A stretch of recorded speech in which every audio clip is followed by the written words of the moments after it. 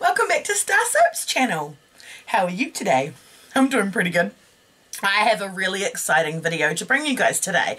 It is a experimental time at StarrSoap's kitchen. I love doing this. I love taking projects that I see online, taking them into my own little space here, my kitchen, and making them my own, if you will. So I like to tissue with the different things I could use because I'm starting to get more and more understanding of what I can replace things, you know, what's a light oil, a hard oil, so on and so on.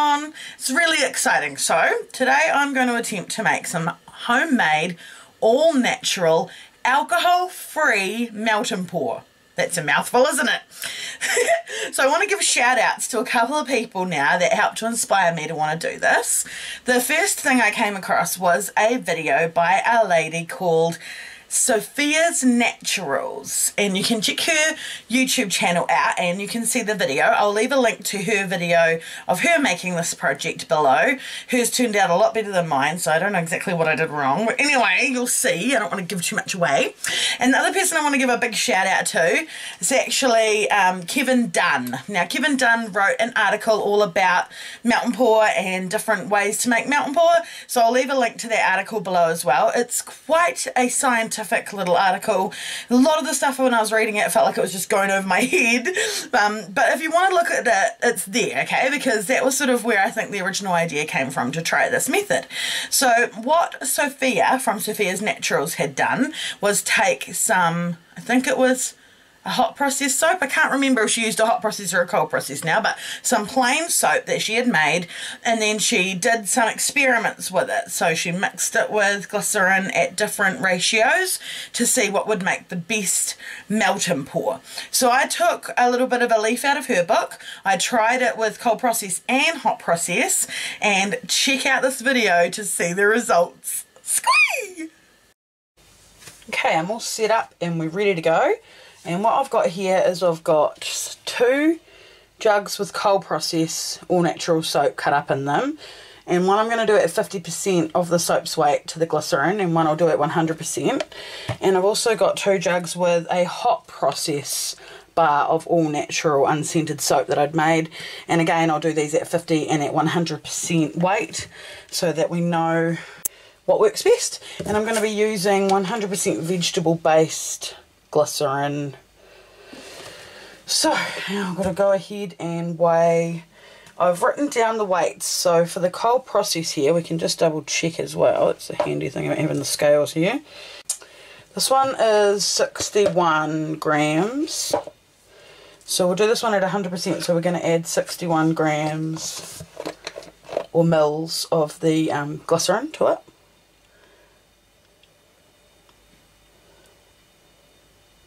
So that one there has 100% glycerin to soap weight and is cold process. This one here we'll do it at 50%.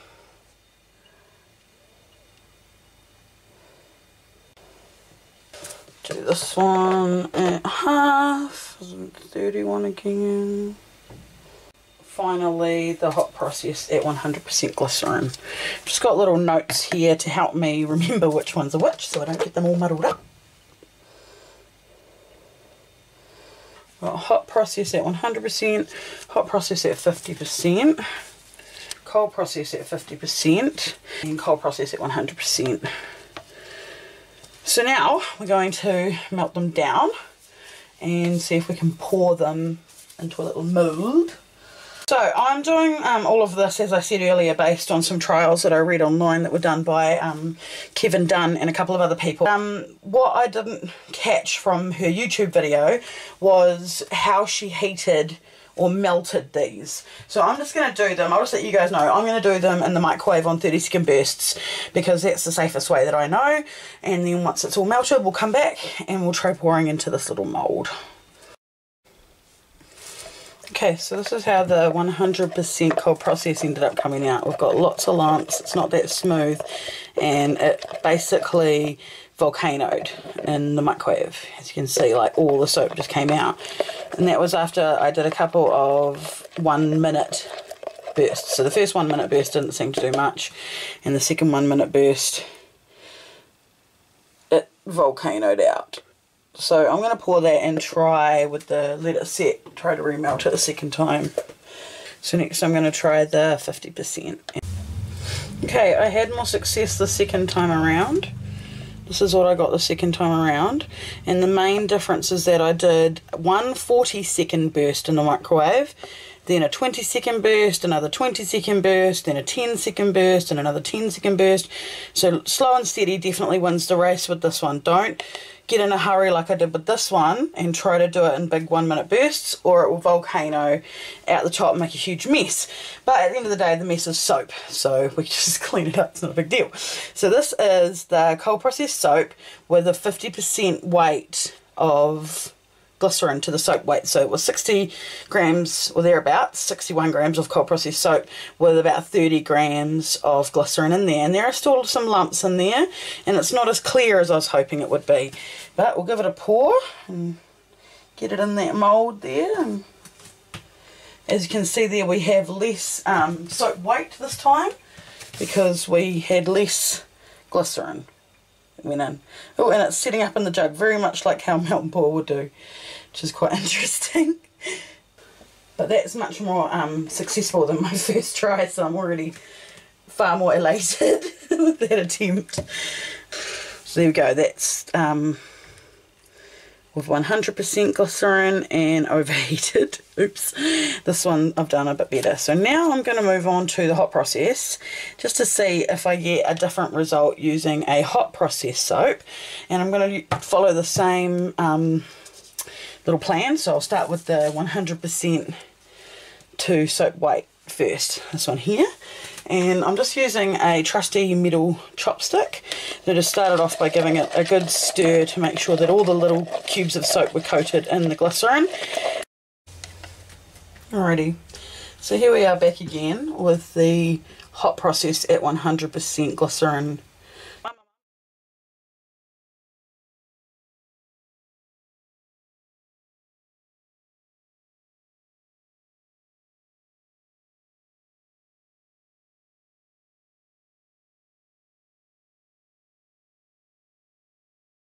That's the hot process at 100%. So down to the last little one here, which is the hot process at 50%. Okay, so I'm having the same problem with the 50% mix with the hot process as I did with the cold process. The lumps don't want to melt in, and also it's becoming tacky, too tacky. It's like there's just not enough liquid there, and it just wants to set hard before you even finish. Like it's much more difficult to work with.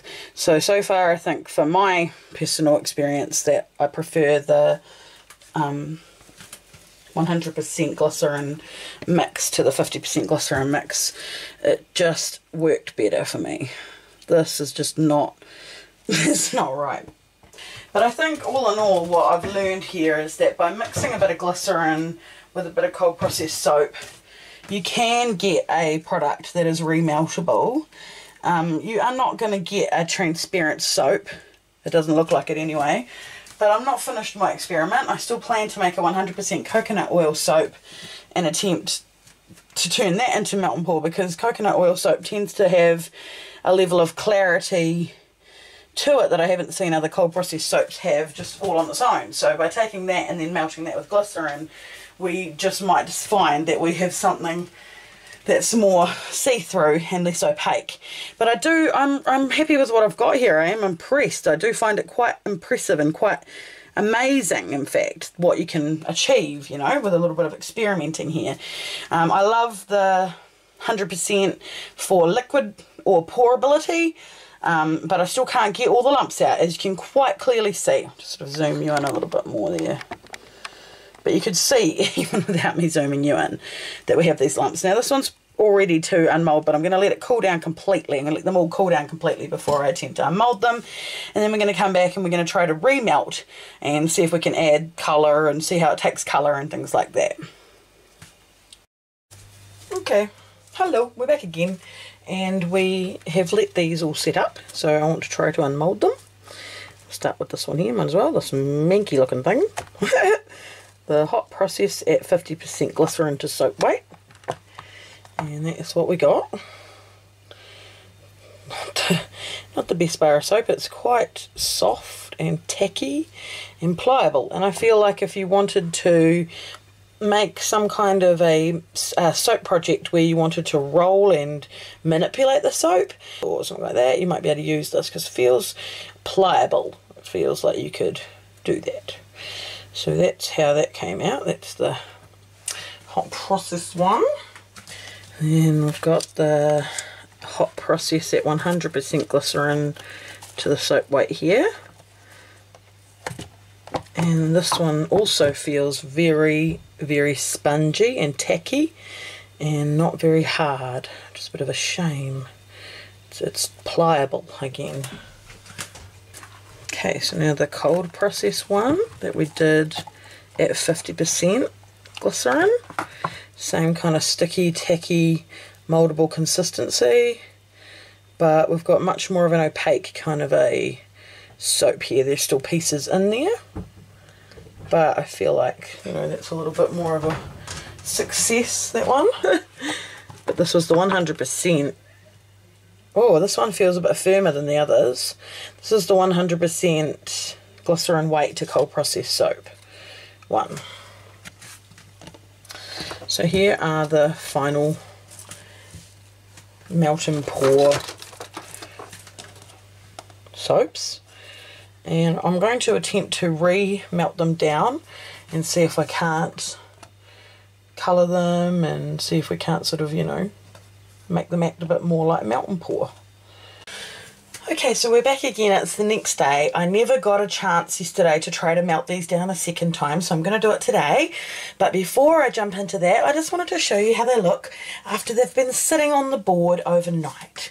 So try not to disturb too much, but if you look closely, you should be able to see some beads of moisture that have started to form on the outside of the soap bars. It's hard to see. I'm not sure the camera's picking it up.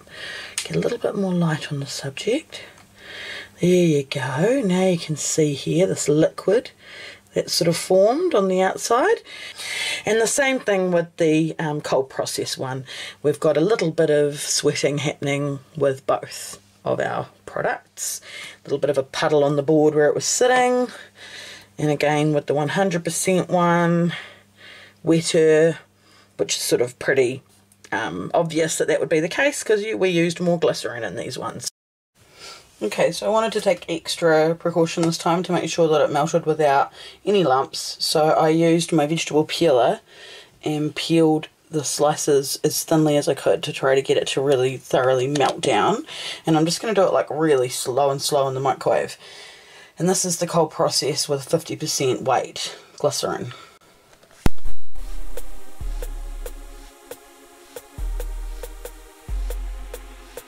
Like StarrSoap if you need love in the driest area. Remember the soap that can make you merrier.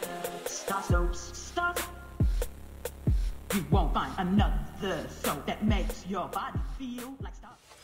Hi guys. Okay, so I'm back again. This is day 3 of this experiment, and this is what I ended up with. I threw some orange powder in that I made. It's made from putting orange slices into the dehydrator and then grinding them, and so that's the orange powder. And so I've got orange powder all through it, and I added the orange colour, so you've got a bit of an orangey coloured soap bar, and also added Moroccan orange fragrance oil, so it smells really nice. As you can see here, look at that. Now that I've turned the light on, there's a real puddle of glycerin here from these ones. It's messy as. These ones so far are not doing that, so it'll be interesting to see if they do. So we'll move them over here so they've got their own little spot that they're sitting on. Because if they do, because that's that whole thing that I don't like about melt and pour, is that sweaty aspect. So I'm going to have a go today with remelting these. I'm not giving up. I'm going to try again and see if I can't get something that I can pour into a small mould. And I've got a bunch of small moulds prepared for that, and I'll mix up some colours and stuff. But I still had a lot of fun here, and at the end of the day I didn't really have a lot to lose, and I had a lot to gain. I learned a lot of interesting things. So we'll have a go with melting these and see what we get. Okay, so this is kind of exciting. I was using the peeler to take off the little slithers of the soap, ready to try to melt it. And I noticed that I do have a sort of a semi-transparent product here. I don't know if you can tell. Just that bottom layer is quite a lot transparent. Let me just hold something behind it. Just see, you can sort of see through it ever so slightly. Alright, so here is the 100% glycerin weight to cold process that I tried to make into melt and pour, and I'm not really that happy with it. I feel like it could have come out a little bit better, but anyway, I've coloured it a bit red here with some Bordeaux mica, and I'm going to add a little bit of cotton candy fragrance oil. Don't need much. I added too much of the orange onto the other one. I could smell it too strong. That's nice. Okay, and then we're going to try to pour some little stars.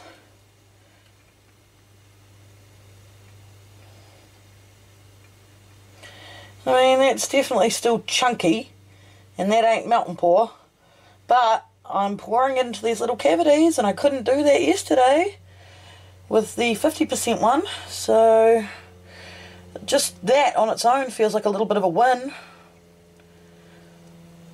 It's tricky though, like you'd have to really want all natural. You'd have to be really trying to go for that all natural soap. And that's it, that's all the stars poured. I did it, I poured some stars. I'm really happy about that. Okay, so that was much more of a success. I managed to actually pour these little stars, and they took the colour quite well. I'm quite happy. I used Bordeaux mica, which is what's in this bag here, and the rest of what's in here is the other one. They're cubes of orange scented soap with orange flecks in, and that's why I thought it would be real cool to put them into a bag and then rub the Bordeaux mica all around the outside of them so that I can do a soap and embed them into the soap, and then when you cut it you'd hopefully see orange with like a red border around the square. So that's what the plan is there with those. That's why they're in a bag with mica like that. And the last thing to do at the end of this mission is this hot process at 100%. Now this one had even less lumps, so clearly I did this one a bit better than I did the other one.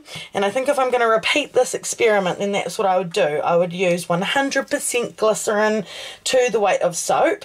I would probably try grating the soap or peeling it up rather than cubing it to just help it to melt into the glycerin better. And then slow and low, like lots of little bursts in the microwave, stirring with like a chopstick in between, because that way I was able to control it from volcanoing out, which is what this one had done. And I'm really stoked that I managed to make something from it. Anyway, so this is the other mould that I had pulled out that I showed you, the black mould, this one, and that's what these look like. There's one here that's only like half the size, which I think is a much better size to place on top of a soap like that, but it's just, again, just testing and playing around. But I'm really happy at how they came out. I'm real stoked with that, considering that what I saw in my jug, you know, with all those lumps through it, I didn't think, I was like, oh, this is a major fail. So it's really, really cool to sort of bring it back. And so these are my little cold process stars that I melt and pour, and I'm not going to melt them down again now. I'm just going to use them, but I'm going to attempt to go and melt this and then pour it into another mould, and then we'll be back, and that will be the last part of this mission. Alrighty, here we are back. This is probably the most fluid one out of all of them, and yet there's clearly still lumps. It's not clear. Mark. Anyway, here's some orange colour that I mixed up, and there's also some fragrance in there. And just mixed it all into one thing to make it a bit easier. And it's orange fragrance, and I'm going to put in a little bit of the orange powder as well. And mix that orange in there as well. Lovely. If you need love in the driest area, remember the soap that can make you merrier. StarrSoaps. StarrSoaps. StarrSoaps. Orange wedge is done. Very, very happy with that. And I'm just going to use what's left to do some more stars. I'm pretty happy with that. StarrSoaps. StarrSoaps. Made with love and the finest ingredients. They make you feel like a queen of the world. When you wash your body, you feel good, and you know that you could be the best that you can be, because you've got the best and bath and body StarrSoap. You won't find another soap that makes your body feel like StarrSoap. If you need loving, try it. Remember the soap that can make you merrier. StarrSoaps, StarrSoaps.